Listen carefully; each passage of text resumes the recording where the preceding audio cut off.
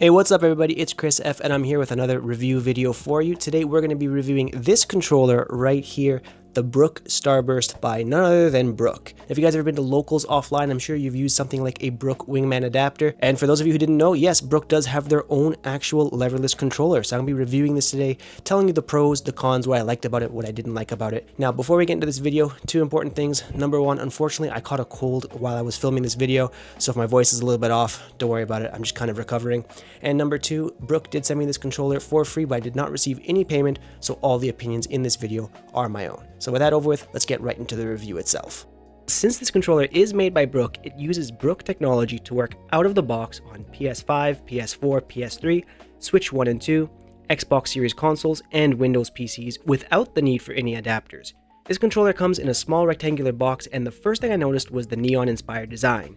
Inside the box itself is the controller, protected by a thin styrofoam sleeve, and the controller itself comes with a magnetic protective cover, but I'll go more into detail about that a little bit later. We also get a user guide, a shoulder strap attachment rings, a screwdriver, and of course, a good quality USB cable.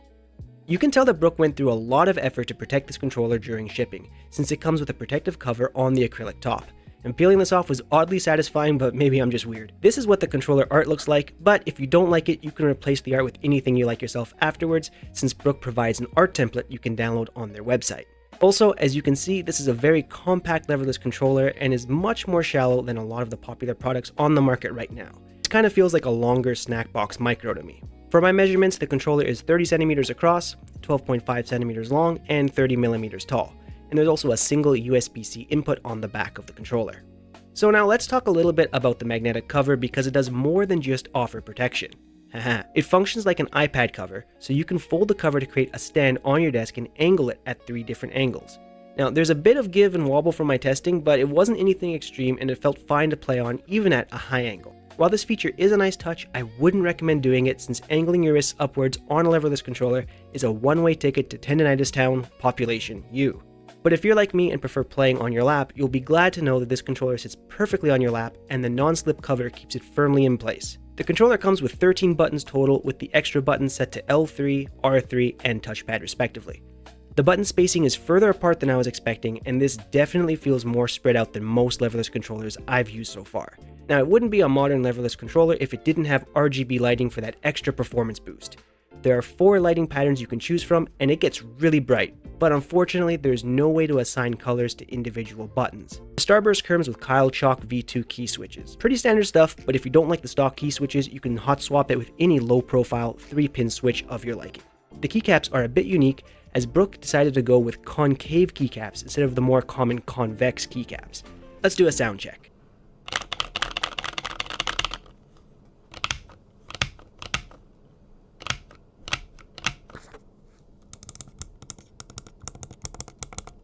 Okay, now for the in-game feel. I tested this controller with my main game Street Fighter 6, and I was able to do some of the hardest optimal combos and techniques with no issues at all. It took me a little bit of time to get used to the button layout and the convex keycaps, but after a few minutes of practice, I was fine. It felt good in my lap, the controller wasn't too loud either, but it also wasn't anywhere near silent. So be careful if you're someone who needs a quiet controller. Things were going well with the controller until I tried out Zangief. Now, in case you don't know, using your index finger to slide from right to left is a common way to input 360 command grabs on leverless controllers. But because of the wide spacing between these buttons, I found slide motions to be effectively impossible on this controller, and the side of my finger would catch on the side of the keycap, even causing the switch to pull up from the board.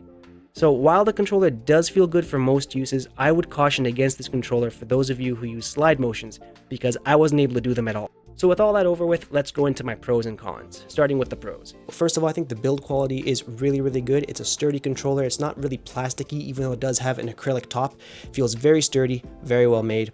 You can tell they put a lot of care into it, and not only with the packaging, but also with the overall design. And I love the magnetic cover on the back. Not only does it act as a great anti-slip padding, but it protects the controller, and it also gives you an extra little stand for those of you who really like playing with an angle on your desk. So I thought that was really well done. The shoulder straps are a nice touch. It's easy to carry around when you're at tournaments and things like that, so overall just packaged really well. And it's really lightweight, compact, and easy to carry around, so it's not like a big heavy controller, so I really like that part too. Now for the cons, and the first thing we have to talk about is the price. Alright, so my apologies for the quick edit here, but the price of this controller actually changed after I finished filming my original footage, so I had to kind of edit this in afterwards in post. So when I initially checked the price of this controller, it was listed for this price here in Japan where I live, which turns out to be about $250, $260 American after conversion. But it went on sale for 33% off, and the price actually went down quite a bit. And this is a saving of about $50 to $60 American. And then I decided to check the actual US Amazon listing site, and this is listed at $200 flat US dollar on their site, not the sale price. This is just the standard price for American Amazon. So it seems to me like $200 is the asking price for this controller. Now, $200 is still quite expensive, I think. It's not a bad controller by any means, but once you start asking for $200, somewhere in that price range, you're getting kind of into like premium controller territory. And I think $200 is a price that might turn away some potential customers. Now, like I said, it's not a bad controller. It does feel very good, but you're gonna basically have to ask yourself, is $200 worth it for you for a controller with 13 buttons, good form factor, good build quality, a magnetic panel on the back for cover and anti-slip, and then also a controller that is PlayStation 5, 4, 3, Xbox Series, Nintendo Switch 1 and 2, and PC compatible out of the box. So basically it just comes down to you and what you value in a controller. But in my personal opinion, I think $200 is on the pricey side for a controller like this. Unfortunately, with this controller, you cannot remap the buttons to different settings. So the way it comes is the way it is, and it has to stay that way. So if you're somebody who likes changing their layouts, doing different custom things, you can't do that on this controller. And that's something I really would have wished Brook would offer, some kind of web browser based thing, like a GP2040 kind of setup, where you can change which buttons do what. I think they really need to add that to this if possible. But anyways, guys, that takes us to the end of this review video. I hope you enjoyed it. If you did, don't forget to hit the like and subscribe button. It allows me to do more reviews like this in the future. And let me just finish off by saying thank you to everybody so much who always watches. I appreciate it so much. Hope you enjoyed it, and I'll see you in the next one. Take care. Peace.